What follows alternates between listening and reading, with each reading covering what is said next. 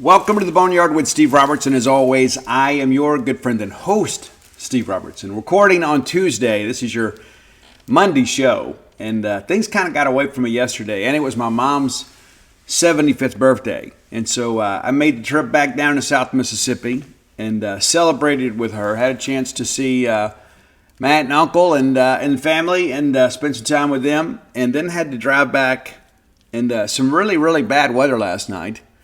And so for all of you that are dealing with that today, my heart goes out to you. There are a lot of people in central Mississippi that have had some difficulties due to the weather. It was pretty rough though, man. Most of the drive was okay, but man, it was windy. But that pales in comparison to what some other people are having to deal with. And so if you're one of those folks, no matter your rooting interest in the college athletics arena, our thoughts and prayers are with you.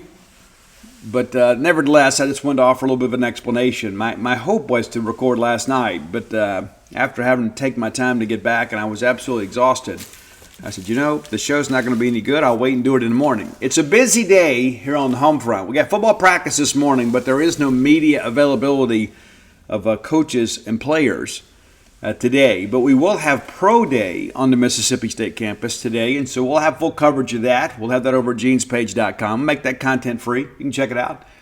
Maybe do a few video interviews for you guys to see as our players have the opportunity to show what they can do in front of the NFL franchises. And, of course, we had articles yesterday with Jet Johnson and Buki Watson. And you can go read those if you haven't already. And then later this evening, of course, Mississippi State will be playing Samford over in Alabama. I'll be there to provide coverage of that. And we're going to preview that game, too. We'll recap the weekend that was in college baseball. And, of course, Mississippi State women's basketball advances in the WBIT. So we'll share some recaps of that. We'll look ahead to what's next. As the Lady Bulldogs take down TCU.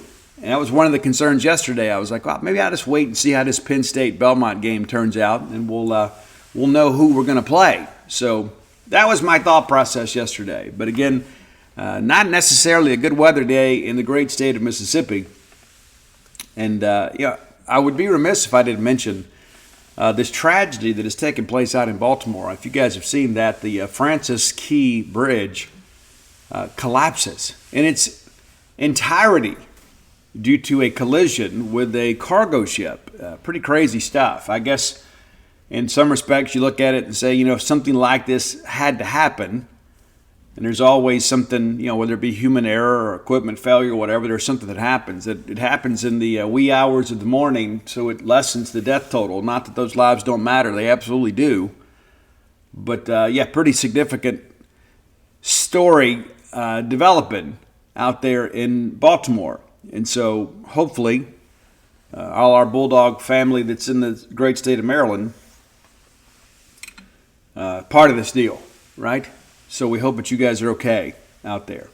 A lot of that. But we did have, we got media viewing of football this morning. I will not be there. It's only 20 minutes. I'd hoped to be there to take some pictures, but it's still rather overcast today. And I needed to get the show recorded. So here we are. And I hope that you guys are doing well. Hope you're having a great week. And it's going to be a busy week for Mississippi State athletics, as you guys are well aware. And we'll be headed down to Gainesville, Florida later this week to cover the series with the Florida Gators. Very significant win over the weekend for Florida. That's a team that's always had pitching, but they have struggled this year, mainly with midweek pitching.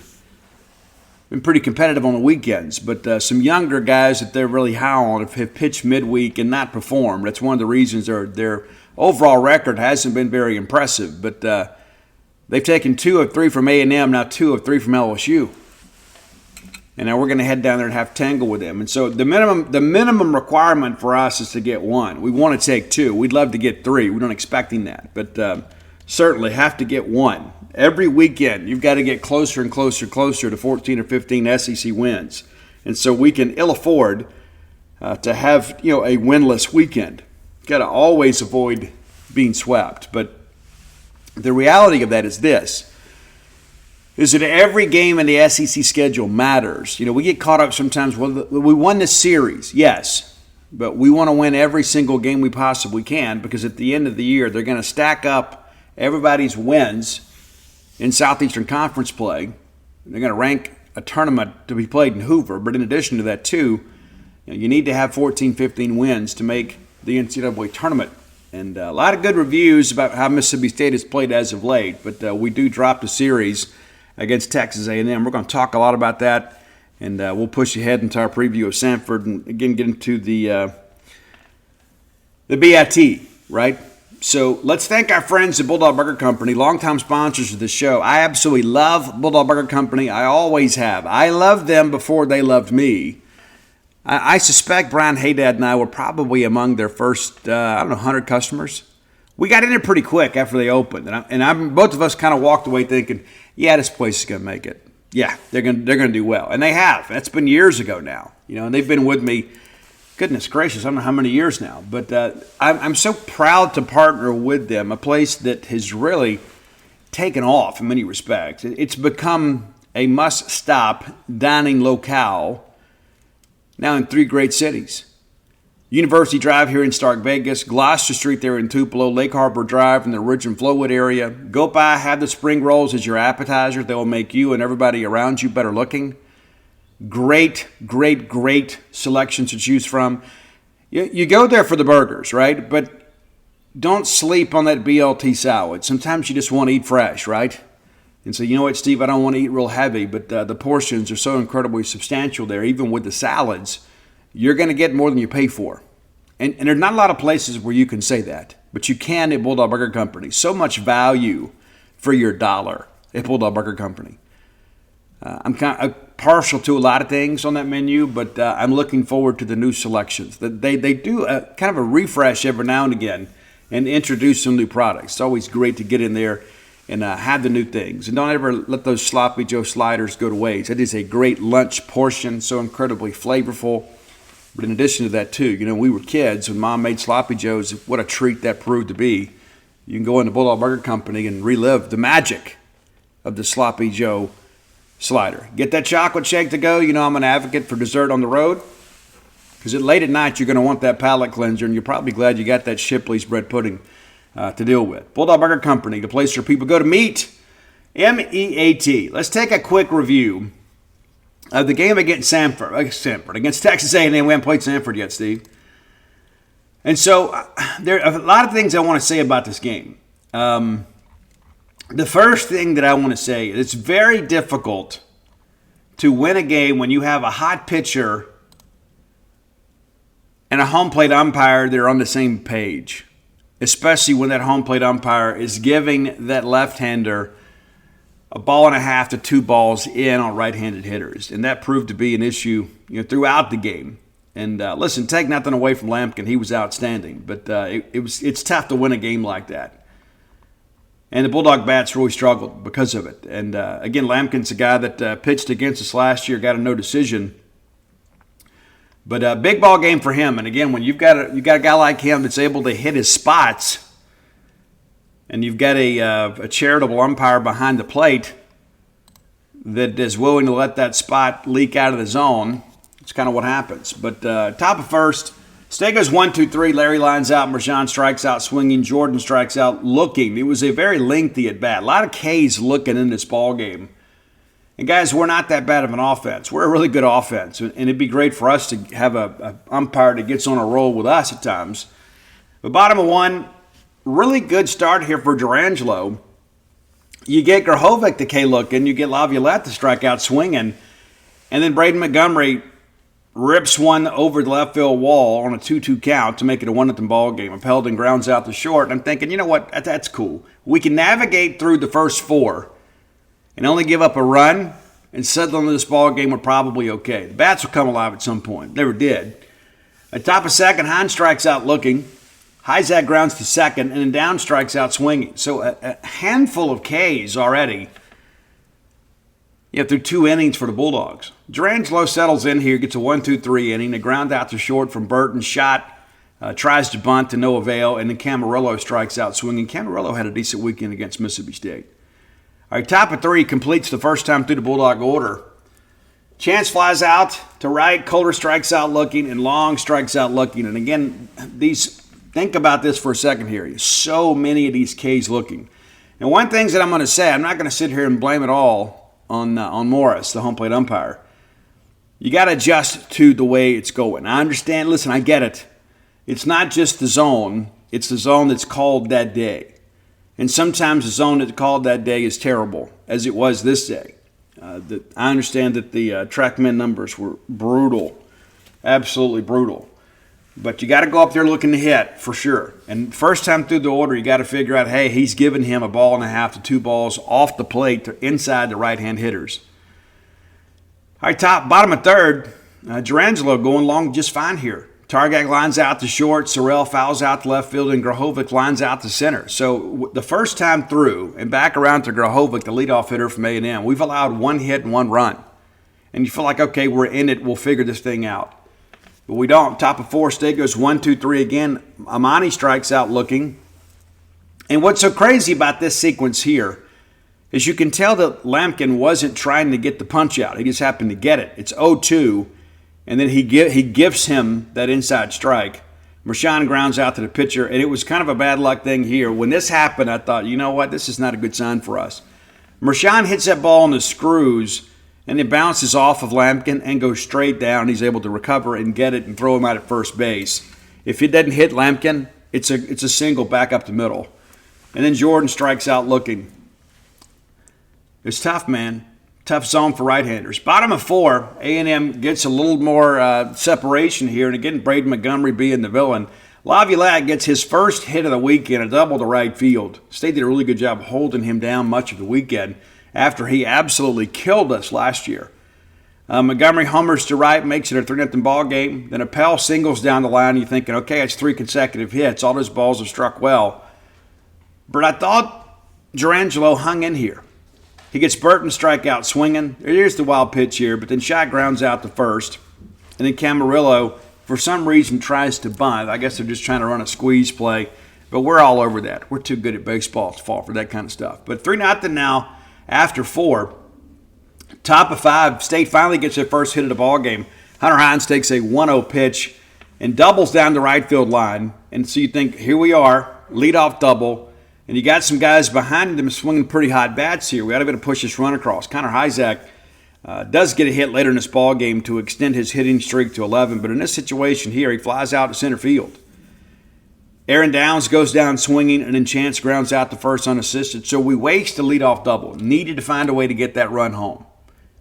Bottom of 5, A&M adds to the lead here. Targak grounds out to third, and then Sorrell, who did not play against us in games 1 and 2, homers to right field, makes it a 4-0 ball game. We get Grahovic, who had been a difficult out all weekend long, but now 3 times to the plate against Durangelo. He's got nothing to show for it. He lines out to left, and then Laviolette doubles again. So back-to-back hits for the Aggie center fielder. Montgomery is unintentionally walked, which is absolutely the right decision to make. And then for some reason, Laviolette just takes off, and State picks him off. State's still leading the Southeastern Conference in pickoffs. That, again, is a byproduct of the Justin Parker hire. All right, top of 6, State goes 1, 2, 3 again. Coulter flies out to left. Long strikes out looking. And again, this is a ball that's clearly in, and we get a strikeout. Larry flies out to left center, and that's top of 6. The Aggies get one more in the bottom of 6. Appel doubles to right center. So they kind of do here what we needed to do after that Hines leadoff double. Appel doubles to right center, and a really good hitter for them. Entered the weekend as their top hitter from an average standpoint. Burton then flies out to right, but you push your runner to third here. And then Shot flies out to left, and it's an RBI sac fly to make it a 5-0 ball game. Camarillo's hit by the pitch. The baseball guy's kind of frowning on him for a bunt with 2 outs, and then Targak reaches on the fielder's choice. They force Camarillo at second. But again, A&M in this situation does what good teams do. When you get that leadoff double, you find a way to get it home. You manufacture the run. All right, top of 7. State goes 1, 2, 3 again. Mershon grounds out to short. Jordan strikes out looking again. And again, this ball is clearly in. And then home plate umpire pulls off his mask and yells at DJ. I don't know what DJ said. And it's so interesting, too. I'm going to talk about this a little bit because I think it's important. Guys, the standard of behavior for umpires is the highest. It's the highest. And then it's coaches and it's players. Somebody has to be the grown-up in the family, right? When you're facilitating the rules and you're navigating through a ball game as an umpire, you can never show emotion. Ever. You can't. You certainly can't make it seem personal. And it really felt like it was. I don't know what the situation was. I knew Morris is from Kosciuszko. Maybe he was a rebel growing up and wasn't good enough to play there, so he went to UAB. I don't know. But I know that we did not get a fair shake here with the play. We got to adjust. But the bottom line is, the longer this ball game went, the wider that play got in to right-handed hitters. Heinzen grounds out the short. At this point, we all know how this game is going to go. Right? We're going to lose, just no matter what the final score is going to be. And then again, the same scenario unfolds here. You get a leadoff double from Sorrell, and A&M finds a way to get the run home. Grahovic finally gets through with an RBI single. That kid's really, really good. The run comes home, makes it 6-0. We bring in Carson Ligon, who has been really good now in 3 consecutive appearances. Laviolette strikes out swinging. Montgomery flies out the center. Appel grounds out the short. So, 1, 2, 3 there for Ligon after he comes in relief of Durangelo. Top of 8, Isaac with the hitting streak in jeopardy. Gets a single to center field. It really hit this ball well, too. So leadoff hitter, and then Downs strikes out swinging. Aaron, really rough weekend at A&M. It's clear that he's definitely a part of the scout, right? He had a big weekend against LSU, and A&M was like, nope, that's not going to happen. Bryce Chance works for a walk here. Now you got runners at first and second. They bring in Ashton back, and we saw him in the Thursday game. Knew we'd probably see him again. He didn't pitch enough in Thursday to limit his availability for the weekend. And then Logan Kohler comes up and singles to left center to drive in the runs. The State's on the board at 6-1. And you start thinking we're going to need kind of a miraculous comeback here. But maybe this is an opportunity for us to put up a crooked number. Johnny Long then fouls out to left field, and Larry flies out to right. That ends the inning and the scoring threat. We head to bottom of 8. We bring in Brooks Auger, and Brooks needed to get some work. He hadn't pitched much here as of late because we've had separation in games and really hadn't needed the closer. But I thought he was really good here. He gets Burton to foul out to third, shot out at first. First base to pitcher there on the ground out. And then Camarillo strikes out swinging. Pretty filthy stuff there from Brooks. And then top of 9, Mercier. Bulldog fans, rodeo season is here. That's right, the Dixie National Rodeo. Get ready to roll, man. And I remember being a kid, that was like the biggest highlight for us. My grandmother would get us tickets every year.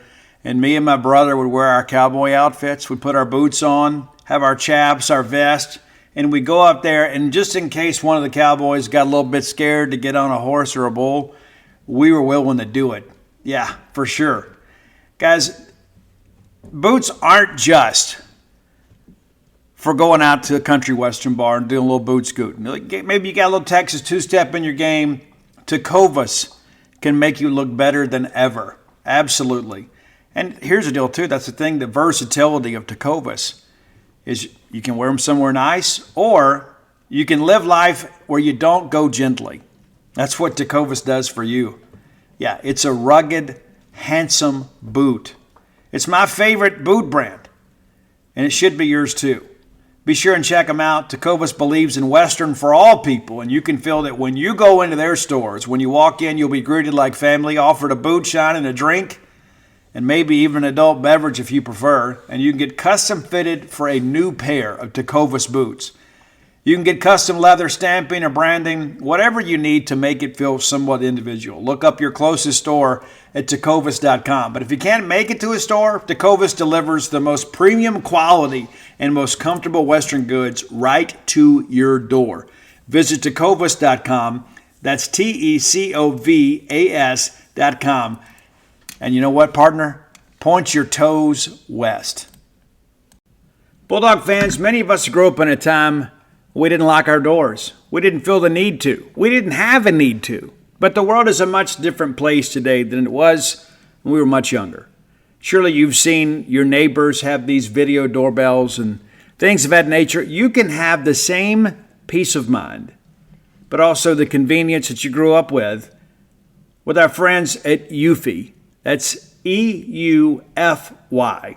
Very, very, very, very simple product here. Very easy to install, and you set it up with just a Phillips screwdriver. No drilling required, no power tools, anything like that. You get the keyless entry. You don't have to fumble around with the keys when you got your hands full. You never have to worry about your kids losing their keys. Or perhaps you've got a rental property and you worry about people passing that key around. You also don't have the anxiety of having this battery that goes down on you. Guys, you got 4 months of power here, and you get a low battery notification before it runs out so you can charge it back up. It's pretty simple. There's no monthly fee, unlike a lot of other brands that charge you that fee. You can have your recordings locally and never have to pay for storage. Eufy is also on standby for you 24/7, and you can get a worry-free experience with an 18-month warranty, all backed by our professional customer service team. Contact them anytime by telephone, email, or even live chat, which is awfully convenient. And here's the thing. There's just so much out there in the world these days. Wouldn't it be nice to know maybe who visited your door when you're out, or perhaps have the security of knowing that you've got video surveillance if anytime somebody comes to your door? Well, you absolutely can. Make sure that you look for Eufy Video Log. That's visit EUFYofficial.com/video log to see how you can gain complete control of your door. John K swinging, Jordan lines out to right, and then Hines strikes out looking. Now, I want to talk about this. This pitch was a little bit borderline. As bad as his own has been, you almost got to kind of expect it. Hines, of course, unhappy about it, which is kind of uncharacteristic of Hunter. He may get frustrated. He turns and says something to the official, and then the official says something to him, and I've heard some things that were said. They were completely inappropriate. And then as Hines begins to back away, recognizing the situation is escalating, he is pursued and then bumped into by the umpire. That is indisputable. I have seen some people, some Mississippi State people, that have tried to defend this. There is no defense of this. Now, you say, well, Steve, you're picking sides here. Yes, I'm always going to pick the Mississippi State side, but I'm going to call it for what it is. Hunter shouldn't have said anything. Yes, but he did say something. That does not excuse the situation for an SEC official to pursue a player that is retreating to initiate physical contact. That is inexcusable. And to be honest with you, I think it's embarrassing to Mississippi State that we have fans out here defending that. Why in the world would you defend that? You're absolutely wrong. I'm just going to tell you right. I would tell you to your face in front of your family. You're wrong if you think that is acceptable behavior. And you know what? Both of them are wrong in some respects. But again, the burden of adulthood falls to the official. You got to be a pro. And people, oh, Steve, he was just trying to leave. No, he was not. You see the video, and it's so funny when ESPN showed the slow-mo replay on the network. They cut it right as he bumps into Hines. Now, I suspect we'll see all this blow over, but I don't think that because of the fact there was so much social media traffic and you saw Ben McDonald and Tom Hart and others that were involved in this, that the SEC will do something. Now, what that proves to be, I don't know. But I will be watching the box scores here this weekend to see if Morris got an SEC assignment. I want to know. I want to know. Because I think it's completely unacceptable. It is. And again, it's like I don't understand these people like, well, Hunter shouldn't have said anything. I agree with that aspect of it. The ball game is over. It's a 6-1 ball game. It's not like bases were loaded and we were down 1, right? I get that aspect of it. But this guy behind the plate had been terrible the entire day. And that's not an opinion. I got knowledge of the numbers. He was terrible. Terrible. And he had an attitude throughout the ball game. Takes his mask off and yells at DJ. It's unacceptable. It's absolutely unacceptable for this to continue. Now, I don't know what Morris Hodges' situation is. I don't know. Maybe he's your friend. I don't know. I don't understand any of that. And at the end of the day, I don't care. At no point should an official ever initiate contact with a student athlete. That should absolutely never happen. And to see Mississippi State people, and there's only been a handful of them, but to see people defend that is embarrassing. Absolutely embarrassing.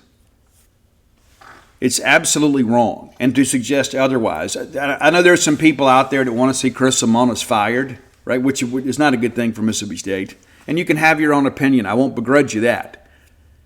But it's like anything that happens, we want to try to find a way to make it about somehow Mississippi State is at fault. I get tired of the blame state first mentality from our own fans. I do. I really, really do. There are two things that I wish we could breed out of this fan base. Two things. Number one, those that always expect something bad to happen to Mississippi State. That their expectations are not good. It's always, hey, like somehow we deserve it. We got to breed that part out of the fan base. And the second thing is people that have this blame first state mentality. And it's like immediately, like, well, hey, why didn't you go defend your player? Well, number one, Chris Simonis and the staff are trying to prevent Hunter Hines from getting a post-game ejection. Do you understand what I'm saying there? I don't think many of you understand the distinction between an in-game ejection and a post-game ejection. But I'm going to explain it to you. If you were ejected in a game, while the game is still going on, it is a one-game suspension. You miss the next game. And that's an NCAA rule. It's not an SEC rule. If you get ejected post-game, it's a 3-game suspension. He gets ejected before strike 3 is thrown, it's 1 game. He gets ejected after strike 3 is thrown, it's a 3-game deal. It's not an insignificant penalty, especially when you're getting ready to go play Florida. It's like I thought about, hey, if he gets an ejection here and he misses a Samford game, we're gonna need him. Samford's a good ball club. Don't get me wrong. We should win, but that's still a good ball club. And you don't want to go over there handicapped. But if we got to miss him 2 games against Florida, the weekend's a wash, guys.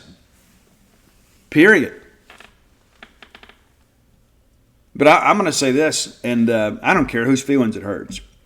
If an official ever puts their hands on a Mississippi State student athlete, whether it be baseball, basketball, football, women's basketball, whatever, golf, tennis, tiddlywinks, Chinese checkers, in an attempt to intimidate them, there needs to be an inquiry. Now, I'm told the league is looking into this. Again, I don't know what the penalties will be or if there'll be any. I don't know. But, of course, I could have got out there and, read some article and gotten everybody all fired up and everything else. And, we'll just let it play out, what the league do, what they do. But I think we, as a Mississippi State family and a fan base, we have to defend our players. And you know what else that you probably don't know? Is that 90% of the people involved with Mississippi State baseball on that day didn't realize what had happened. They didn't realize that Morris had gone up and bumped Hunter Hines. They didn't realize that. But immediately we jump out here and we get critical. I don't understand. Why are you yelling at that guy? We're trying to get him to get away, guys. You got a bunch of you got 7,000 Texas A&M people celebrating a series win. We're trying to protect our guy. Hunter Hines is our guy. And so you're welcome to disagree with me on a lot of things. But I'm going to tell you this. I can't stop you from having your own opinion. But I'm going to challenge this nonsense. And I've had some people on Twitter trying to say, and it was so funny too, is like when the evidence began to kind of come out, at first like, it was no, that didn't happen. And then all of a sudden you see the evidence. Then it's like, then we stop and say, probably broke his shoulder, right, Steve? Going to be all sarcastic. So it's like, first we're wrong, okay? Completely wrong. And then it comes out that we've been proven wrong. Then we want to try to diminish what's happened and in some way blame Hunter Hines. Where are we as a fan base? When we're rooting for the umpire now? Really? What Morris did is unacceptable. Period. I don't care the quality of season we're having. I don't care about your opinion of our coach. I don't care what you thought about the ball game. That situation that unfolded is completely unacceptable. That should never happen in any sport to any student athlete. You say, Steve, it ain't that big a deal. I went through worse. We've evolved a little bit as a society since you and I played. I grew up in a time, when football coach would grab your face mask just to get your attention, and everybody said, you know what, hey, that's good hard coaching. It's true. Things are a little bit softer these days.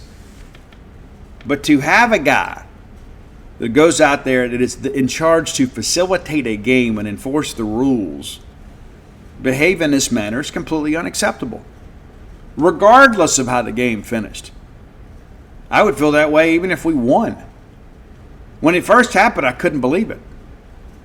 I think, oh, Steve, you're just being sensitive. Yeah, maybe I am being. Yeah, in favor of our player. Our Bulldog, baseball, All-American first baseman.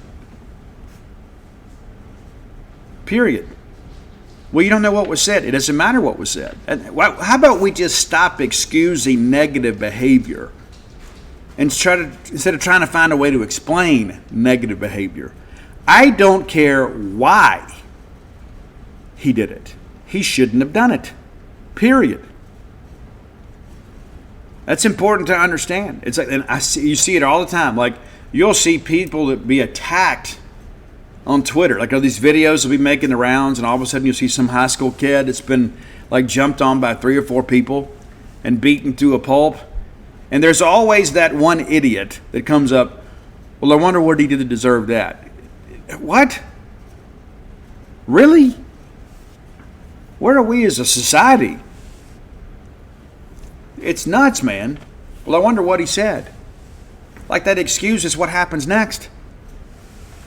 It's a different day and time. And again, maybe I'm aging out. Maybe I'm just getting too old for this stuff. Maybe I just need to go, move out of the desert or something, live off the fatted land or something. I don't get it. I don't understand that line of thinking. That the first thing that some Mississippi State fans, the first thing we do is to blame Hunter Hines. That's the first thing we do.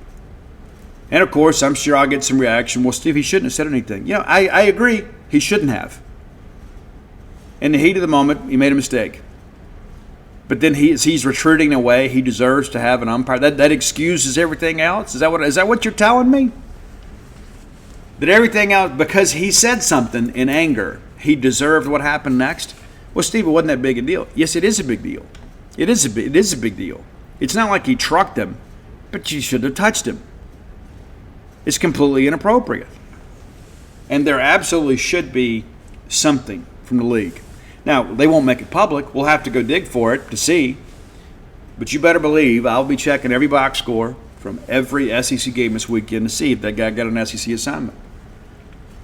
At the end of the day, the more important thing is that Hunter Hines was not given a post-game ejection.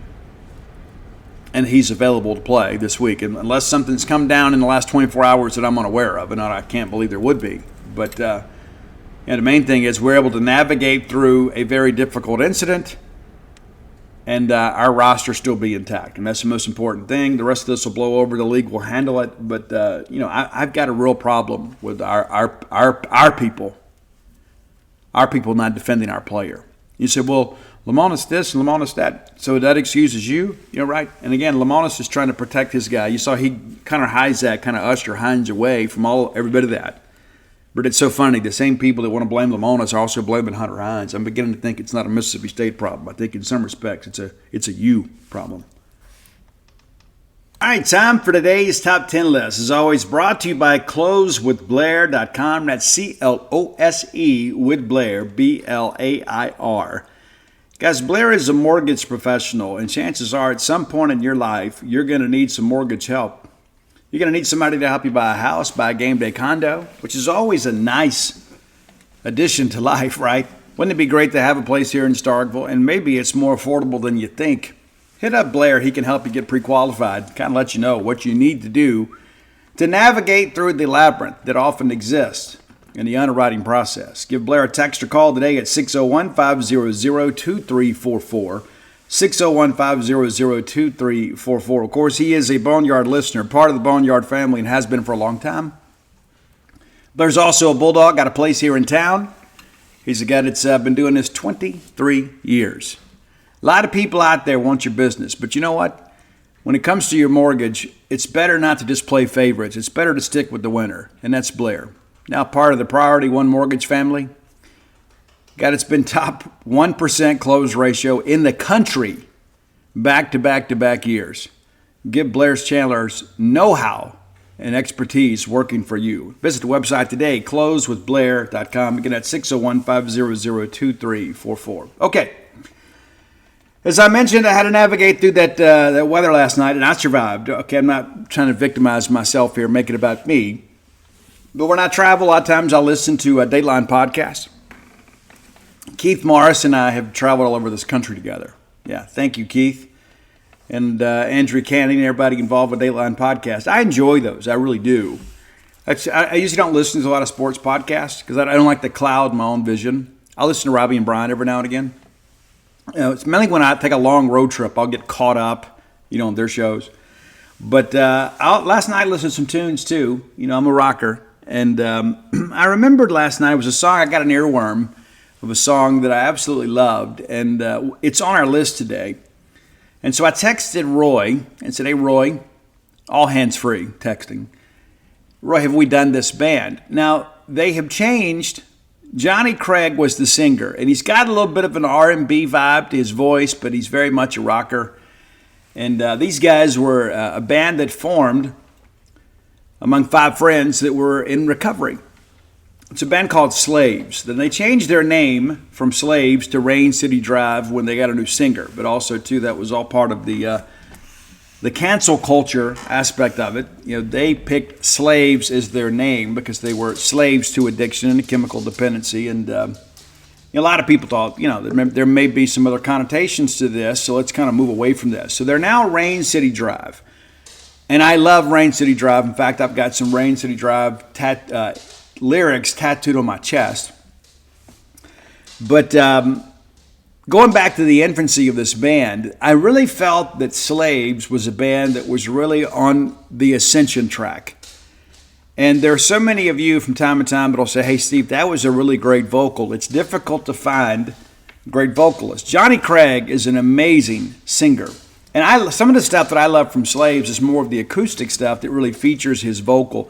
When you're a singer like me, you need the strength of the full band, right, to kind of cover up some mistakes. But Johnny Craig is the guy that can just step up there with an acoustic guitar and belt out an amazing song and put chill bumps all over your body. An incredible singer. So I want to give you my top 10 Slaves songs. Number 10, a song that's really rather interesting, and it's called One God, and it's in quotations. And I initially thought this was about the higher power concept. It's not. There's some lyrics in here I want to share with you too. And some of this, of course, all very personal. So it's all in the interpretation, right? But a thing that always stands out is the chorus of the song. The things that last never happen overnight. These calloused hands built the foundation of my life. Abandoned for love, left with no advice. How quickly we can change overnight. Funny that happens. And again, you see the correlation there about the whole overnight. And it's the truth in life, right? Everything worth having requires work. If we spend all this time waiting to be discovered and things like that, it never happens. You got to get yourself out there. All right, number 9, this is a crazy title. Now, there's 2 versions of the song. There is the rocking version. There is the acoustic version. On our top 10, we're going to go with the acoustic version. And it's called My Soul is Empty and Filled with White Girls. So, it's really a chance to be silly. The song itself really is not in any way a correlation to that title, but it does kind of stand out. When I share this EP, that revision EP is absolutely beautiful. It is. It's just one of those albums that you can put on from start to finish and be amazed with each song and say, hey, that's the best song on this album. And then the next one comes on and when it ends, you're thinking, that's the best song on this album.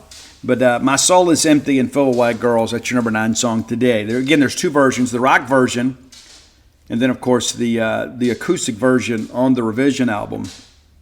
The original version is on their debut album, Through Art, we are all equals. Some truth in that too. Number 7, off the second album, Routine Breathing. I absolutely love this song. It wasn't a single. It's one of these deeper tracks. It features a duet with Tillian Pearson, who is an incredible vocalist in her own right. It's a great song called Winter Everywhere. And basically, it's about a relationship. It's like, hey, things are good today, but there's some times I wish we could go back to our car, as if they were living in their car. Perhaps they spent their whole time traveling. But a song called Winter Everywhere. That's your number 7 track today. You know what? I skipped one. I did. Let me back up. Number 8 on our list is Pretty Trappin' off the Beautiful Death album. Absolutely love that one. And then flashback to number 7, Winter Everywhere.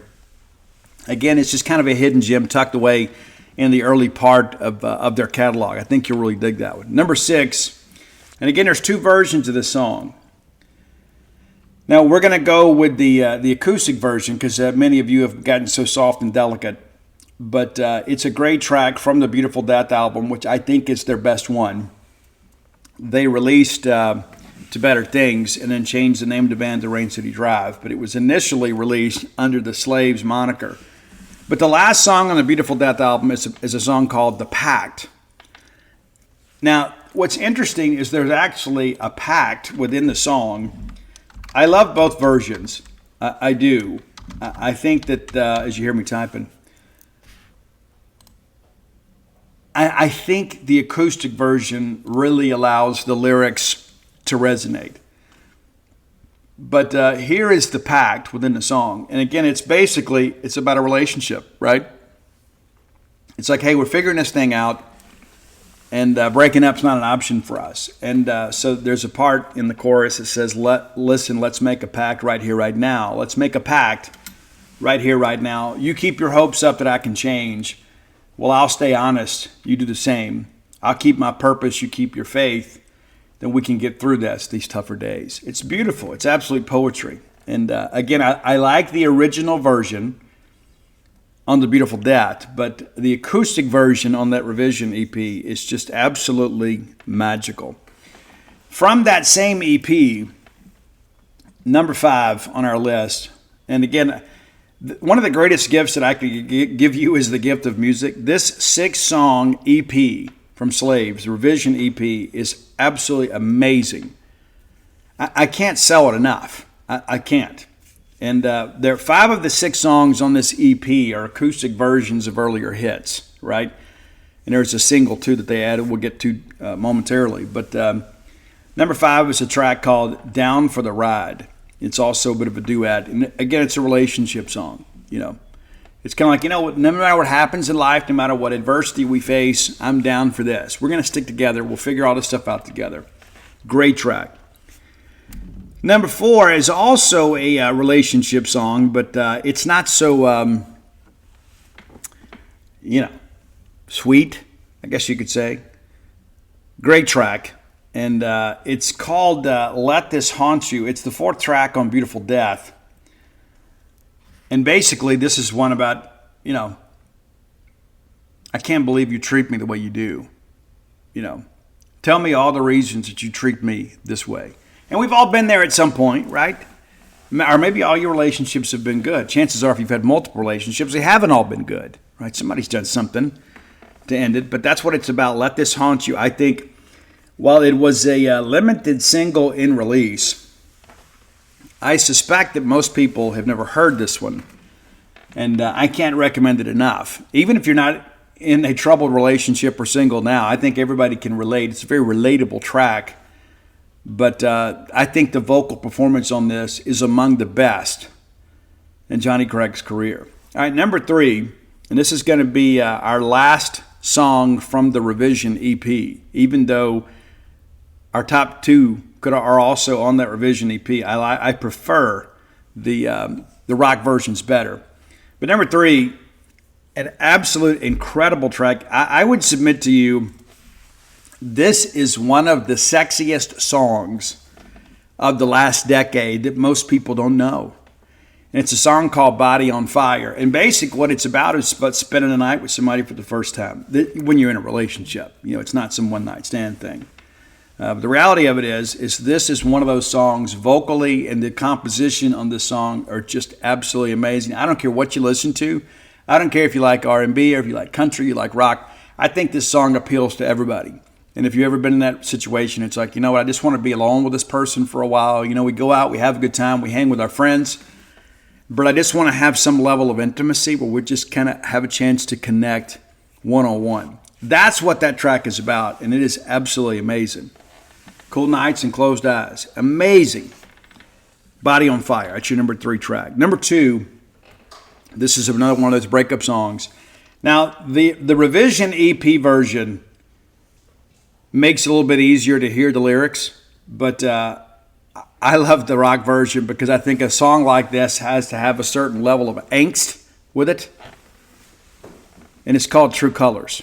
Did I get too close and you have your true colors exposed? So much of that, right? It's like you begin to figure somebody out and you realize that the facade they put up on social media and putting their best foot forward is crazy. But there's a line in there that always kind of stands out to me. And I think that I speak for all men when I say this. And maybe there's some women that feel the same way. But there's a line in there that talks about when you let your imperfection show, that's when I really loved you the most. Yeah, it's like I loved you for who you were and who you are, and not just for who you want to be and who you claim to be and the image that you portray. But True Colors, great, great song. And again, you can tell these lyrics are not just the product of sitting down and having a writing session and say, hey, this sounds good. You can tell there's got to be some personal connection to it. But number 1, we don't know who, but Johnny had a relationship with a female singer in a rock band that was beginning to ascend, and her star was on the rise. And Johnny wrote this song, and the lyrics don't match the title, but he wrote this song about the dismay of the relationship pretty much evolving. A lot of it was career-related. You know, they were bands, both of them were having some level of success, but her star was on the rise. And so there is a little bit of honesty in this and pettiness. Your number 1 track today from Slaves is I'd Rather See Your Star Explode. Yeah.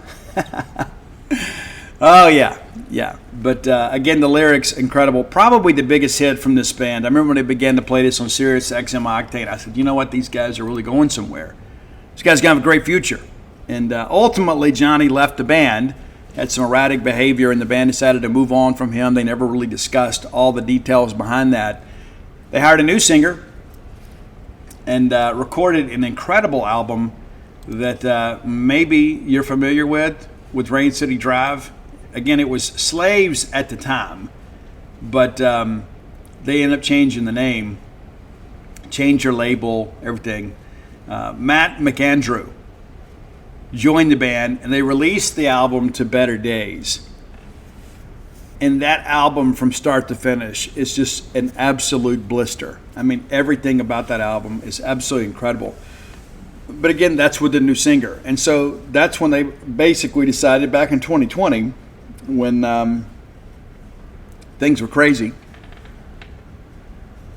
they changed the name to Rain City Drive and re-released the album under the name Rain City Drive. So if you're looking for that, you're probably not going to find it under the Slaves Apple Music or Spotify channel. You'll find it under Rain City Drive. And we've done a Rain City Drive Top 10, but I wanted to go back over the discography of the Slaves era of this band. And Johnny out doing some solo stuff. And some of you may remember, too, that there was a band kind of got a little buzz in the early Octane days called Dance Gavin Dance. Johnny was the lead singer of that group too. Now this isn't Johnny Craig from Space Hawk, completely different guy, but an incredible singer. The guy's had some issues, all of us addicts have. He was born in North Dakota, but spent most of his life in Canada, and returned to the United States and sought a recording career, and has had a really, really, really, really good run. But Again, sometimes there are bands that I love that we don't talk about a lot on the show. And I have so many of you that are Octane listeners that reach out and say, hey, Steve, thanks for kind of pushing some new rock too. This is not an 80s hair band, but I love so many elements about, the Slaves catalog. But again, I cannot recommend that Revision EP enough. It's 6 incredible songs with incredible vocal delivery, and it's just 26 minutes. So if you got a half-hour drive to make, and you're thinking, I'd like to hear some really cool tunes and hear them performed at a very high level, then put on this EP. And it's not heavy metal or any stretch like that. It's a rock band kind of doing the unplugged thing, even though it's not completely acoustic. It's all kind of tuned down and kind of laid back. And it's great traveling music. It is. So that's our top 10 for today. If you have ideas for the top 10 list, reach out, let us know. Best way to do that is to hit up Roy Samanti, my friend, on Twitter at Dogmatic67, DAWGMATIC 67. And our great list can be found on Spotify under that same handle. I'd encourage you just to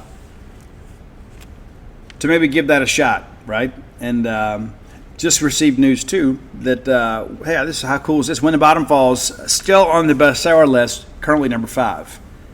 Yeah, currently number 5. Let me look who else is on this list. It's so funny too. There's so many people that they think it's just all us Mississippi folk, but it's not. There's a bunch of Mississippi people on here, obviously. Let's see what's on here. Let's see. Number 1 is The Delta in the Rearview Mirror. I'm trying to see. I haven't read that. I'm trying to see who wrote that. I apologize. Number 2 on your Mississippi bestsellers list is John Grisham's The Exchange. Number 3 is Wandering Stars by Tommy Orange. That's a name. Beto O'Rourke. I don't like to get political. We've got to try number 4. You guys got to get me ahead of that. And then When the Bottom Falls, number 5 on the Mississippi bestsellers list. How cool is that? Number 6, A Place Like Mississippi. 7, Martyr by Kavi Akbar. Number 8, Mississippi Mornings by Robert St. John. And then I can't make out the title here for our number 9 book, but number 10 is Kristen Hanna, The Women. So thank you. It never gets old, guys. It never, ever, ever, ever, ever, ever, ever gets old. Ever. And, you spend so much time and effort writing these books, and you hope people are paying attention. You hope people are buying the books, and you hope that it's not just, hey, go buy the book so I can go pay the light bill. When you write a book like When the Bottom Falls, you want to make sure that you're doing something that helps other people. And I had some people last night in my family that I have not seen since they read the book, and it was uncomfortable for a lot of them because they didn't know how bad I was hurting back then. They didn't know. And I share that not in any way to praise myself, but just to simply say that when you write a book like that, it's a different dynamic. And I've shared this with you guys before. Like when I've written, sports books, you get high fives. You know what I mean? It's like when I wrote Dogpile, people come in wearing all their Mississippi State gear, wearing their Omaha shirts or College World Series, National Championship shirts, and they walk up and they give you a high five and say, hey, Steve, we finally did it. We finally did it. We finally have our year. This was our year. But when the book signings for When the Bottom Falls comes, it's a completely different dynamic. I got a lot of people that would never buy a sports book that have bought that book. And there's a lot more hugs and a lot less high fives. Because a lot of people out there are hurting. And so I wrote a book about my pain, what I've done to overcome it, to try to help other people. And there's not a lot of yelling. There's not a lot of commemorative T-shirts. But there's a lot of people that come up and say, hey, Steve, my son. Steve, my daughter, my husband, my wife, my brother, my coworker, my neighbor is dealing with all of this. And people act like it's all such a joke. It's not a joke. And see how you feel when it happens to somebody that you love. There's a lot of people that are very judgy about all this. It's not an issue of morality. If you listen to my show, you understand, I never aspired to be a drug addict. I wanted to party like everybody else. I just couldn't party like everybody else. I just couldn't do it. Then when I got out of jail, I was going to go back and do music again. I just couldn't be around that element. I just couldn't do it. It was going to kill me. I'm just wired a little differently. Like there's some of you that can go have like 2 beers and like it's done. I can go out with the friends and shoot some pool and have a couple of Bud Light long necks and call it a night. That was never me. Ever. I wish that could be me. I wish that I could come home at night or after a ball game and just have a beer and be able to just kind of chill out and watch a little TV and wind down. But that's not me. It's not. Every time that I used or did drugs, whatever, or drank, it was always wanted the epic night. Always, always, always, always. We were it may start off in the 3G Daiquiri Depot in Bogalusa, and hopefully I was able to get home. Hopefully.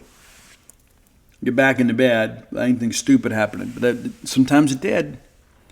And other times I'd head down to Slidell, or we'd have a Cervello show in Baton Rouge. I'd wind up in New Orleans, and next thing you know, we're all at strip clubs trying to get cocaine, things like that. I mean, it all sounds fun, but here's the deal too. At some point, the ride ends, right? And so when I wrote that book, I thought to myself, I don't want to die with all the things that I've learned about recovery, all the things that I've learned about life. I didn't want that to die with me. And so there was a need in me that had to be fulfilled in writing that book. And fortunately, there's been a lot of other people that have read that book and gotten some value from it. And it's funny, I'm writing the Duty Noble biography. And so when I went to go interview Frances Ami and Mitzi Banks Stills, who were Duty Noble's nieces, I brought both of them a copy When the Bottom Falls. I felt it's the least that I could do with them, giving me this story, and sharing their experience with me. I gave both of them the book, and Mitzi talked at length about chapter 19. She went on Facebook. She didn't text me directly. She put it on Facebook, and she goes, I just finished this book. And she goes, every time that I'm down, I need some encouragement, I'm going to go back and read chapter 19. I think chapter 19 of When the Bottom Falls may be the most important words that I ever write in my entire life. It's true. That's how I feel about it. And I remember before I got to write that chapter, and it's like I had written that book in 27 days. And I got to the end of it, and I was like, I've got to nail this last chapter. I have to. Because it's going to be my last words to the still suffering addict, my words of encouragement to families that have people that they love that are battling with addiction. And in some respect, every family is battling with addiction. It may not be active addiction, it may be recovery now, but every family in some way is negatively impacted by addiction or alcoholism. Or gambling issues, no matter what the drug of choice is. Pornography, there's always something, right? We all have a trigger. Some of us just don't handle that well, And I'll be honest with you, I don't know that the pathology of all this stuff, but I always had a self-destructive nature, always. And even now, like whenever something happens, there's some negative stimuli, the very first thing that I can think of is probably the worst. And it's not always, hey, let me go run and get loaded. It's usually like, how can I hurt this person the worst way possible? And I've done some incredibly cruel things to people over the years. I have. I admit it freely. But I'm the kind of person you really don't want to have a competition with when it comes to that sort of thing, because I got a devious streak in me, man. I'm just going to tell you. I'm very vindictive at times. And I have learned not to be vindictive to the people that I love, but when there are people, of course, that maybe don't love me, that want to attack me, my initial reaction is to just absolutely destroy these people. But I've learned through recovery that, number one, I can't act that way, but also how to handle the negative feelings that get stirred up when that negative stimuli comes along. How do you deal with it? It's okay to think it. You just don't do it, right? I think it. Somebody launches a bottle rocket at my house, I want to drop a nuclear warhead on theirs. I've never been a person that was scared of mutually assured destruction, right? That just wasn't me. And so maybe you're dealing with that sort of stuff. And I think, again, when I get to the end of it all, I'd love to be able to know, kind of why and how I was the person that I was. And, but the reality of it is there's so many factors. There's environmental issues, there's genetic issues. There's a lot to it. There is. But so much of this behavior can be modified. We're not just hopeless, wild savages out there running around. You can learn. You can. I did. I've been doing this now for over 32 years. And I'm not going to sit here and tell you that I hadn't wanted to have a drink in the last 32 years. I have. 2022 was one of the longest years of my life. It was if I was going to relapse, that probably would have been it. And that's me being honest with you, because I love each and every one of you. It's the truth. It was tough. It really was. There were so many things about that year that were difficult to deal with. So many. And I was alone a lot. And that's the thing that we've learned over the years, is that an addict alone is in bad company. Because, I don't have that buffer, right? I don't have that person that'll say, hey, let's go watch Netflix and unwind a little bit and let my mind rest, of course. And so I just share that with you. I didn't plan to spend that much time on that this day. But again, the text came over that we're number 5 on the bestseller list. And this is months after release. And so I just think that book could probably help you or help some people around you. And I've got some people that have bought 10, 12 books. Hey, I'm buying this for everybody that I know in recovery. Or I'm buying this from everybody in our family because we're trying to help our niece. Try to give everybody a new understanding about every bit of this and how it all works and what we can do to help them. And I'm available to you. I am. It may take me a while to respond. You find me on social media, you message me, I'll get back to you. I'll do my best, assuming that I see it. But I want you to know, and maybe this is one of those things too, going back home yesterday and being around my uncle, who was my idol when I was a kid, and my aunt, who never had children, and she'll tell you that I'm the closest thing to a child she ever had. We're so much alike, and she was very instrumental in raising me. Lived with my grandparents until I was 8 years old. And so I share that with you because when I was back yesterday, it's the first time we'd all been together since the book was released. And there are a lot of things in there. And I told my family before I wrote it, I said, there are going to be some things going to make you uncomfortable. You may not want to read it because I'm not writing this for you. I'm writing this for the still suffering addict. And I got to go out there and write about some things that are very negative and in some respects very embarrassing because of the fact I have to establish credibility with the reader, who is a person that is dealing with something that is life-changing, some serious trauma. They got to understand that I'm legit. I got to share this stuff that maybe that you don't want me to talk about. And there's a lot of people in my family that wish I wasn't quite so transparent. But I'm alive today because of that. And so being around them last night, it really kind of stirred up some emotions. And my uncle told me it's the best book he's ever read. Of course, he's biased. And I had one of my aunt Kathy, who I love, and I would go to war behind her. She goes, I'm going to be honest with you. I got to apologize. I haven't been able to finish it because it's been so difficult for me to read. And she said, I just want to know where I was when all this was going on. And of course, it's like, hey, it's not your fault. I made my own decisions. Nobody could have saved me from myself. And that's an important dialogue to have with people. But until you reach that point in recovery, when you can take responsibility for your actions and understand that you're not a victim but a volunteer, you can't really reach that level of understanding. And to be able to kind of free other people, right, of the burdens that they carry around thinking that somehow they're responsible for your behavior. There's a lot of that. But I want to thank you guys so much for buying the book. I hope that it blesses you. And if you haven't bought the book, go to whenthebottomfalls.com and you can order that book and all my sports titles. That includes Alpha Dog, Stark Villains, Flim Flam, Dogpile. And every bulldog needs a copy of Dogpile. And give you a quick Duty Noble book update. The dude. As great as Chapter 19 was in When the Bottom Falls, I think one of the most important stories about Mississippi State athletics and the State-Ole Miss rivalry is contained in Chapter 5 of The Dude. It's a story that many people, there's probably only a handful of people alive that know the story. And I'm able to chronicle all that and detail that out in Chapter 5. And I told my agent, publisher, I was like, listen, here's the deal. This chapter is one of those ones. This is the chapter I think people are going to talk about. I said, I'd be honest with you, I need to take my time and nail this one. I got to get all the details right because I think some people are going to be shocked about the story because they don't know the story. It's an incredible story. It's about why Mississippi State didn't play Ole Miss for 3 years leading up to the 1915 season. Dudy Noble only played against Ole Miss in football one time, and that was 1950 when State won 65-0. But you're going to read about the backstory. You're going to read about the things that happened and the cover-ups. There's so much stuff that goes along with that. It's an incredible story. And when you read that chapter, you're going to be excited. Now, I've written a couple since then. We've written chapter 6, of course, that was, about some things about duty you don't know as an athlete. And then he went to work, obviously, at Mississippi College. And then chapter 7, of course, is about his time at Ole Miss. And then now at this point in our story, he has been hired at Mississippi State as an assistant football coach and the head baseball coach. And that's where we are.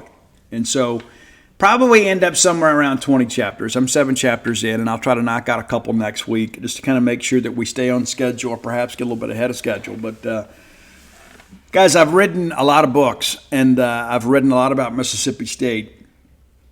And Writing Dogpile was a book I think I was born to write in many respects. But this book about Dudy Noble, I think as far as the Mississippi State fan base goes, this may be the most important thing that I ever write.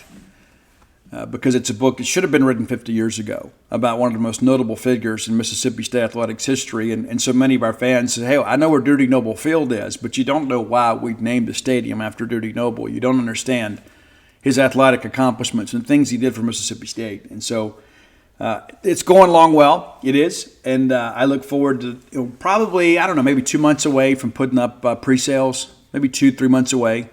And you guys are going to be able to pre-order.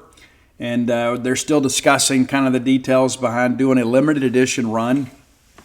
It's going to be more expensive, and it's going to be much different. I'll have all the details later, but it's going to be, for those of you that will want to keep this book as a keepsake, there's going to be about 100 to 150 of these books printed of the limited edition variety. We'll do thousands of the regular one, but there's going to be a limited edition run that we're going to do that's going to be numbered.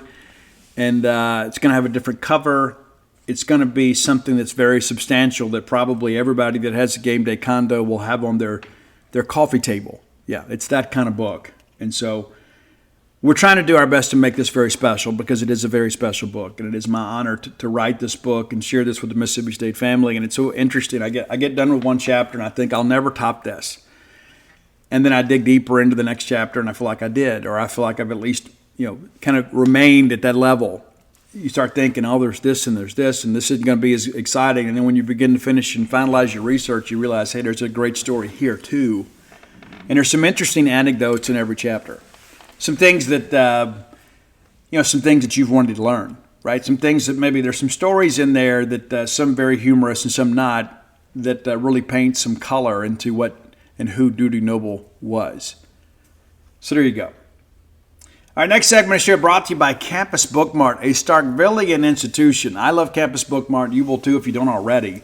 Go by and see Campus Bookmart next time you're in town. See Miss Kathy Brown, the lovely, talented Susie. She married a drummer too. So got hands off, guys. Love her to death. And everybody associated with Campus Bookmart will do a great job for you because in their minds, it's like they're taking care of family and friends they haven't met yet. You're not a stranger to them. Going to Campus Bookmart's like coming home, man. It's right there, neatly positioned on the backside of campus. You can swing through and pick up all the latest and greatest in Mississippi State merchandise and then make your way over to one of Mississippi State's historic sporting venues. Yeah, cool stuff, man. If you can't make the town, visit them on the World Wide Web. We always encourage you to shop Starkville, shop local, rather than go order through some company. Go through Amazon or whatever. If you're looking for Mississippi State merchandise, you're not going to find a better selection than through Campus Bookmart of Starkville. So visit them at campusbookmart.net. And by being a loyal Boneyard listener, we'll give you a phrase that pays. That's BSR, which stands for Beautiful Steve Robertson. That'll get you free shipping on all orders over $75. Any order less than 75 bones, absolutely incomplete. All right. Let's do a quick recap of the Mississippi State's win over TCU in women's basketball in the second round of the WBIT. Bulldogs now 23-11 overall. They take down TCU 21-12. We took care of Georgia Tech earlier in this tournament, but 7-point victory and a really, really, really impressive fourth quarter by your Lady Bulldogs. Stayed up, up 4 after 1, and then up 9 at the break. Up 8 at the break. And then TCU comes roaring back after their halftime adjustments are made. It's a 1-point game going to the fourth. And that's been an issue for us. There have been times we've run out of gas Instead, State wins that quarter by 6 and ultimately wins the game by 7, 68-61. Really, really, really impressive game. Looking at the ladies here, Jessica Carter leads the way with 17 points. Ties for the lead of all scorers for either team. Jessica with 8 rebounds in the ball game. 7 of 8 from the free throw line. And we need her to be great from the free throw line because as much offense as we run through her, she's going to get a lot of opportunities to hit the line. So nice to see her extend her Bulldog career. Jacayla Jordan was really not a factor offensively in the Georgia Tech game. She certainly was against TCU. 15 points, also 5 steals in the ball game. 6 of 13 from the floor, pulled down 5 rebounds, and handed out 3 assists. So really nice game for her. Lauren Park-Lang with an 8-point contribution. Really good facilitator, too. 8 assists in that ball game for her. Darian Rogers, just 7. Missed all 5 of her 3-point attempts, but still found a way to impact the game. Kind of uncharacteristic of her, too, that she didn't get double-digit scoring. She's a lady that we certainly count on. DeBrisha Poe, nice game for her. She hasn't really been the factor offensively down the stretch here. 7 points and then the big steal late. And TCU was down 5, but DeBrisha, steals the ball to basically remove all doubt there. Aaron Barnum off the bench with 8 points. Miracle Shepard with a pair. Jasmine Brown-Hager, one of the heroes of the game against Georgia Tech, with 2 points.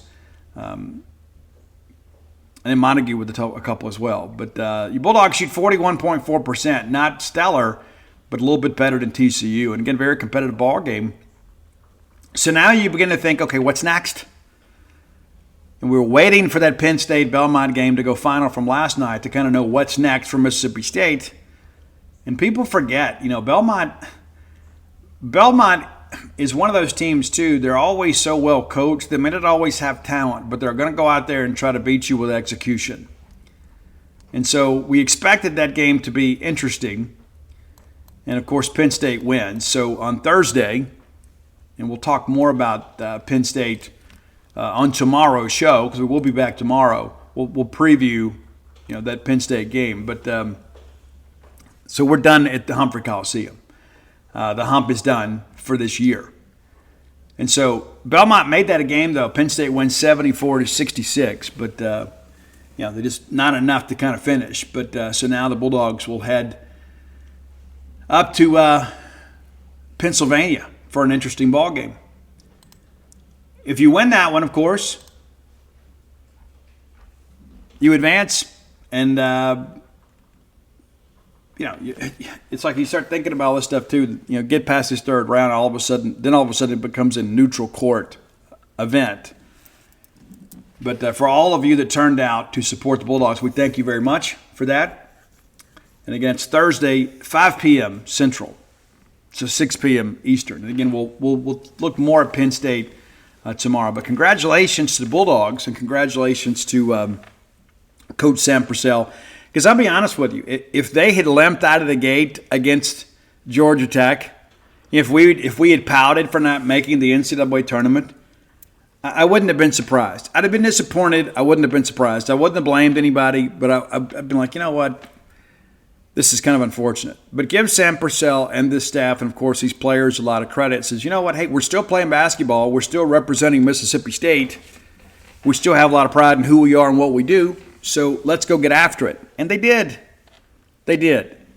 And so they've given us a couple more wins in Humphrey Coliseum. And again, it is the WBIT. It's not the NCAA tournament. But it's good to see us getting better in that respect. And of course, Jacayla Jordan's already announced she does plan to return for Mississippi State next year. And in many respects, the straw that stirs the drink. We're going to have to do some things in the portal around her. But certainly got to find a couple more shooters and centers. Sam Purcell, of course, he's recruited pretty well. Needs some younger players now to kind of step up and get some things done. But, the off season, we'll spend a lot of time covering men's and women's portal recruiting. But this ladies team is still playing, and so as long as they're playing, we're going to continue to support them and wish them the best. So, again, congratulations, and we'll preview the Penn State matchup on tomorrow's show. All right, final segment of the show brought to you by the Stark Vegas Clubhouse. Had somebody hit me up just this morning wanting more information about the Stark Vegas Clubhouse. And you might say, Steve, you talk about on the show And I've heard it so much, I just kind of get through it. And then all of a sudden I remember there's a cool place there, right? There is. Super cool place. 5 bedrooms, couple baths, that great back porch area, the fire pit out there. Guys, you can go watch a Bulldog ball game and then go home and then congregate together around the TV, around that fire pit, cook some food. Full service kitchen there, so you can stock that refrigerator with some adult beverages, some steaks. I don't know what your needs are. I don't know what your preferences are. You could be vegan for all I know. It doesn't make any difference to me. It's kind of like CrossFit. You don't have to tell everybody, though. But all that I understood, no matter your dietary choices in life, you can stock that kitchen. You can use that wet bar and just entertain and have a great event. Whether it's a staycation, whether you live in the Golden Triangle and say, hey, let's all get together and just kind of congregate under one roof, just enjoy getting caught up. How great is that? Or it's a work group coming to town, and rather than go get 5 hotel rooms and have everybody scattered and you can't find, hey, where's Joe? I don't know, he went to the room. No, he wasn't, he was in the bar, And then also, too, you got to hang out in that lounge and have that interloper who wants to come in there and be part of your conversation. That's not always comfortable. You can have the privacy and convenience of the Stark Vegas Clubhouse. Very easy to do. Just Google Stark Vegas Clubhouse. When you do, their Facebook page will come up and you can peruse all of the fine amenities that are available to you there. And you can book through VRBO or Airbnb. Now, if you want to save a little money, I can help you with that. Because traveling sometimes can be expensive. Can be. But to have a once-in-a-lifetime type event like this, you just get all the guys together, all the girls together, or have all the grandkids under one roof. You book through the Evolve website. I'll save you 10%. Promo code BSR10. BSR10 to get 10% off your stay. And you're staying multiple nights, hey, a few bucks in your pocket I can save. We're happy to do that just by listening to this show. For free, you're saving money. Stark Vegas Clubhouse. Absolutely fabulous place. I've been there. I've visited it. Some friends of mine used it. It is a great place. Whether you're bringing a work group to town or just your group, Stark Vegas Clubhouse can be your house the next time you come to Starkville. All right, let's take a quick look at some SEC baseball stuff. As you guys know, the Bulldogs are going to play Samford. I'll give you a quick update or quick preview of Samford. Guys, these guys can swing it a little bit, too. I wrote the update this morning over at genespage.com. You can go read that story for free. But hey, these guys, 16-7, they've won some ball games. Let's look at the schedule real quick here, just because of the fact it's important to know the quality of competition. They have challenged themselves a little bit, too, and played what we consider some Power 5 teams. But they got off early and played over at Joe Lee Griffin Field. 3 abbreviated games against Queens to open, 12-2, 12-1, 16-6. So the numbers are pretty gaudy in those ball games because of quality of competition. Samford's a very solid mid-major program. We got Colton Ledbetter from over there, too. What will we have been last year without Colton Ledbetter? Goodness gracious. They open up on a 4-game winning streak. They take down Jacksonville State and then hit the road for the first time. They go down to Central Florida, and these games really got away from them with one exception. 7-inning game, they get beat 18-3, and then they lose 9-6 in the middle game on Saturday, and then they run out of pitching and get 10-run ruled in 7, 12-2 by Central Florida. And UCF, a really good team, too. The midweek game, not kind to them as well. They traveled to Auburn and got beat 12-3. They return home to play Bellarmine. It always seems like there's so many teams in the Southeast that play Bellarmine that pick up some wins here. And Samford, kind of taking care of business here, too. 3 of those 4 games ended in the 7th inning by virtue of the 10-run rule. 16-0, 14-3, 13-9. And then on Sunday, I guess they got tired of swinging. They went 8-3. Charleston Southern, they 10-run roll these guys in the first game of a doubleheader. I guess it's a 7. They didn't 10-run roll those guys. They won 7-2, but they capped it at a 7-inning game and then played 14-3 in a 9-inning game after that. And then the final game, the Sunday game, they take 12-7. They lose that game 12-7 to Charleston Southern. They had a 4-game set at Purdue. They take that first game 5-1, lose 6-1, and then lose in extras 13-12, and then rally back another 1-run affair on Sunday. So they split the 4 games with the Boilermakers. They weren't a great team last year. Of course, we took their best pitcher in Cal Steven. And then on Tuesday, last Tuesday, they took care of Jacksonville State 7-3. This past weekend, they had a 3-game set against VMI. Another 10-run rule, right? 14-4, 16-9, and then they win 5-4. So they enter the game on a 4-game winning streak. Now, that all understood, as I mentioned, these guys can swing it. They absolutely can. As a team, they're hitting .324. It's a veteran team, too. They're not just going to go out there and be intimidated. And yes, they haven't had the ability to beat a lot of top teams. They played 8 games against Power 5 competition, and they're 2-6. Those 2 wins, of course, coming against Purdue. But 40 tanks as a team. But what stands out to me on these home runs is it's a dozen different players. It's not like, hey, you got 2 guys kind of carrying the load here. The home runs are kind of sprinkled throughout the lineup. Those guys can really, really swing it. They like to run the bases a little bit, too. The guy that stands out to me the most, obviously, is Garrett Howell. He is a senior from Dacula, Georgia, hitting .464. Leads the team with 39 hits. Also leads them with 9 doubles. He's got 4 tanks and 20 RBI. And then he's 12 for 12 in stolen bases. And you say, well, Steve, that guy's moving the bases, probably scoring a lot of runs. You're exactly right, Boneyard listener. Leads a team with 34 runs scored. That's the guy you got to keep off the bases. And that's been tougher to do. He's walked 21 times and struck out just 9 times. When you got a guy that's got 84 at-bats there and he's only struck out 9 times, that guy's putting the ball in play. Absolutely is. But it's not just him. It's not a one-man team by any stretch of the imagination. These guys are going to swing it a little bit. Pico making the start for us. We need Pico to be very good. Pitching-wise, they're going to start Jacob Newman. Jacob Newman is 2-0 with an ERA of 11.57. He's only worked 4 2/3 of an inning, and of course, all 4 of his appearances have come in relief. This will be his first start of the season, though he was a spot starter a year ago, also a midweek starter and a weekend reliever. He's allowed 6 hits and 6 runs. He has struck out 6 and walked just 3. Opponents are hitting .300 against him, but it is a very limited body of work. He is a veteran right-hander. I know you guys are happy it's a right-hander instead of having to see another soft-tossing lefty. But I think he will basically serve as an opener, and it'll turn into a Johnny Holstaff-type day for them. It's so difficult when you have to see a different pitcher all 9 innings. It just is, because you never, ever, ever just kind of get settled in and figure out people's tendencies. But I suspect we're going to see a lot from them tonight.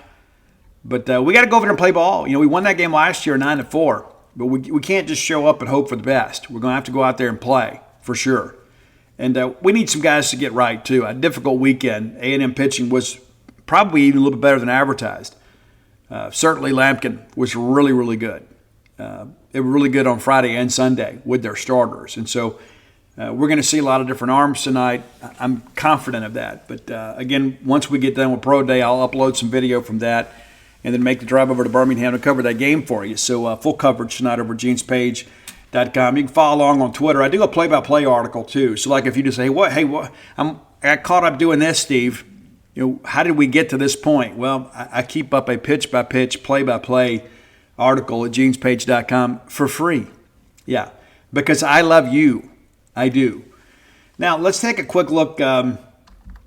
SEC, last weekend, all the home teams won. All of them. That's an interesting dynamic, right? Shows how hard it is to win. So we'll take a quick look at the standings. Kentucky in the SEC East, 5-1. They take 2 out of 3 from Missouri. And again, Kentucky in a pretty good position, right? 20-4 overall. Nick knows how to schedule. Last year they made it to a super regional and lost to the eventual NAFL champion. I could certainly see them in the tournament this year. South Carolina, probably the big surprise over the weekend. They sweep Vanderbilt. They won 5 games in a row. How about that? So good for Carolina. Offense kind of coming alive for them too. And maybe that Vandy pitching staff isn't quite as good as we expect. Florida, of course, takes 2 of 3 from LSU. They're third or tied for second. Georgia now 3-3. They won 4 games in a row. Good weekend for them. Tennessee takes 2 of 3 from Ole Miss. Both of their wins, 10-run rule variety. Of course, Vanderbilt's lost their 3. Missouri now 1-5 in the league and 10-14 overall. Your Diamond Dogs, we'll see them later in the year, and we have to take advantage of that. Our last 2 times that we played Missouri, and they were the inferior team, they took the series, including against our NAFL championship team in 2021. The SEC West, your first place Arkansas Razorbacks, they finally lose a conference game. They're now 19-3 overall. Auburn gets the Sunday game, but all three of those games incredibly competitive. Arkansas wins game 1-0, and then the second one 6-5, and had to rally from behind to do so. A&M Mississippi State are tied at 3-3, along with Ole Miss. A lot of people expected A&M to be really good. After watching them up close, again, I don't think they have a lot of length in that order. That's going to be the issue. They're going to go as Montgomery and Laviolette take them, and of course Skrahovic's been really good too. But once you get through Appel, there's not a lot about that lineup as especially dynamic. And so if one of those guys, in the middle of that order, hits a slump, they're going to have a tough weekend. And they did pitch it pretty well. When you've got a Friday night starter, and they do, that is a great equalizer because you can go out there and win that ball game, maybe not have a great offensive night. But I do like the A&M team. I like them better after seeing them in 3 games than maybe I did early on. And so are they as hyped? They lived to the hype. I don't know that I would go that far, but I do think you look at it and say, hey, the Sunday game, they had a hot pitcher and a bad umpire, and it worked in their favor. But take nothing away from A&M. They went out and took advantage of the zone that was presented to them, and they won the baseball game. Ole Miss, of course, took that opening series against South Carolina and then lose to Tennessee. But they've done what they needed to do. They get a game in Knoxville, the middle game. LSU now 2-4, your defending national champions, have lost both series. Lost at Mississippi State, a place that they have not lost a series since 2003, and then Florida takes a series with 2 years in a row. Is that right? Or two times to Baton Rouge in a row? Yeah. They're 2-4. Alabama, I kind of told you guys they were fool's gold. Georgia gets the series against them. Alabama now 2-4 in the league, 18-6 overall. Auburn 1-5. Of course, Auburn had to win on Sunday. They're 15-8, but man, that was a really, really, really important win because you go 0-6, and all of a sudden you start thinking 2 empty weekends when you're trying to get to 14, and now you got to do it in 8 weekends instead of 10. That's tough. Really tough. Have I shared with you guys how much I hate the new refreshed SEC side? If I said that, I know that I have. It is absolutely terrible. Absolutely terrible. And I don't know that anybody that cares is paying attention to what I say, but this may be the most user-unfriendly version of the SEC site that I have ever seen. It is absolutely terrible. I mean, even just trying to toggle between, trying to find the schedule for the day, instead of me just clicking a button, I got to go in here and click 3 or 4. But here are today's games. Arkansas Little Rock is at number 1 Arkansas. That's at 3 p.m. first pitch. Mercer is at Georgia. That's going to get underway at 4 o'clock Central. Tennessee Tech at Tennessee. Did you see the big news? Did you see it? Yeah. Maybe you didn't. Let me inform you here. Volunteer star Billy Amick, third baseman, having some type of appendix issue. He is out for tonight's game. If he has to have that appendix removed, it may end up being some lengthy time there. So you certainly wish Billy the best. Tennessee's a really good team, but they should be able to overcome that. Florida State tonight. That's 5 p.m. Central. Miami of Ohio at number 24 Kentucky. That's going to be later in the evening at 5:30 first pitch. Presbyterian is at South Carolina. That's also 5:30. Missouri at Illinois. That'll be an interesting game right there. That's a really nice Power 5 matchup if you're Illinois. Missouri has struggled, but to get an SEC team, man, they ought to be able to get some people there. Of course, Samford, Mississippi State at 6. Alabama is at Belmont. Also a 6 p.m. first pitch. Jacksonville State's at Auburn. They'll get underway at 6. Valpo at Vandy. Vandy ought to get it right tonight. Houston Christian at Texas A&M. Austin Peay is at Ole Miss. That could be fun. That could be really fun, right? Southeastern Louisiana at LSU. And if you recall, LSU had to score 3 in the ninth to beat the Lions earlier this year over in Hammond. It'll be interesting to see how angry LSU is. But, yeah, we'll recap some of this tomorrow. But some interesting games. Have you kept up with Austin Peay? Have you?